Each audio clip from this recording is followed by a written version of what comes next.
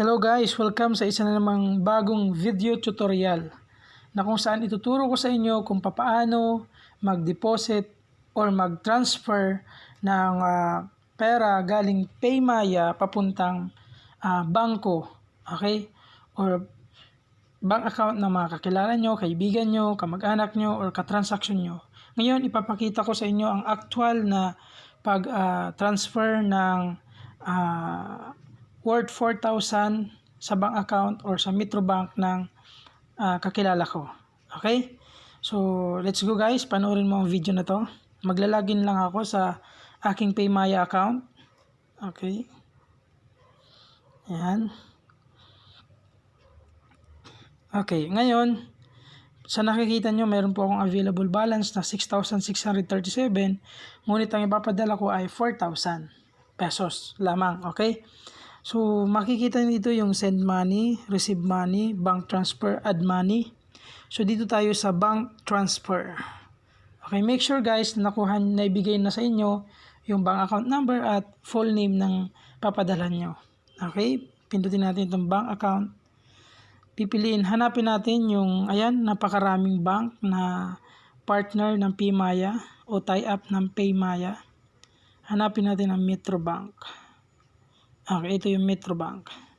Then, nilalagay natin yung amount. Okay. Tapos, syempre, kukunin natin yung bank account number. Bank account number.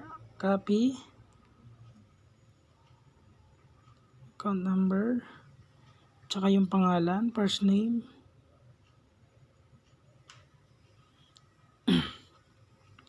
First name.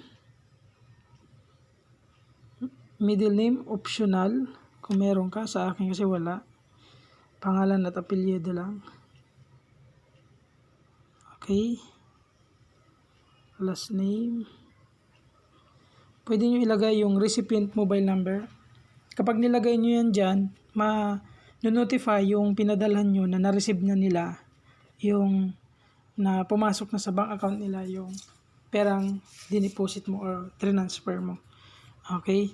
So, purpose, house,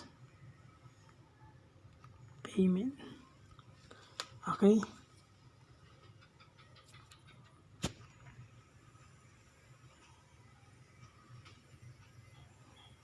Monthly house payment. Okay. Make sure na tama yung first name, last name, at saka yung bank account number. So, i-double check natin. Okay, 30633 306 3306 2929 1212. At saka yung recipient first name Consuelo Gonzales. Okay. So, ayan guys. Ayan. Pipindutin lang natin itong continue. So, transfer fee 0. Ayan, double check. Double check natin guys para 06291212. Okay. Once na double check mo na guys, ang gagawin mo na lang ay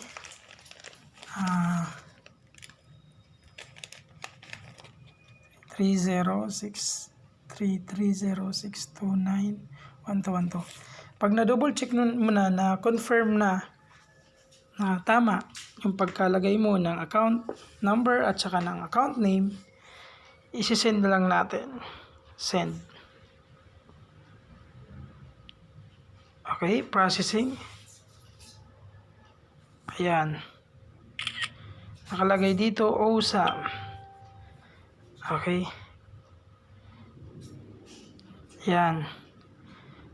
Nasend na po siya.